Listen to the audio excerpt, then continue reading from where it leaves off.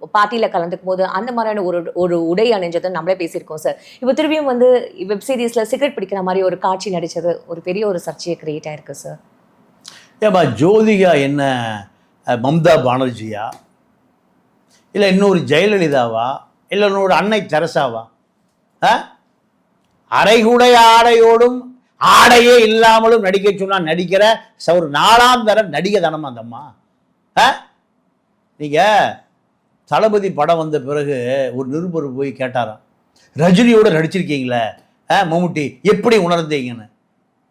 அப்போது அந்த மம்முட்டி சொன்னாராம், ஐயா ரஜினி இப்போ சம்பளம் வாங்கி நடிக்கிற சாதாரண நபர் தானே, அவர் என்னையா அவர் காந்தியா நேதாஜியா என்னையா யாரையா அவர்?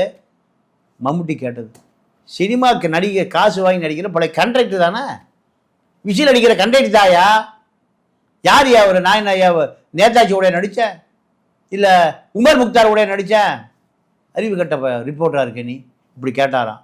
அதே கேள்வி தான் நான் கேட்குறேன்.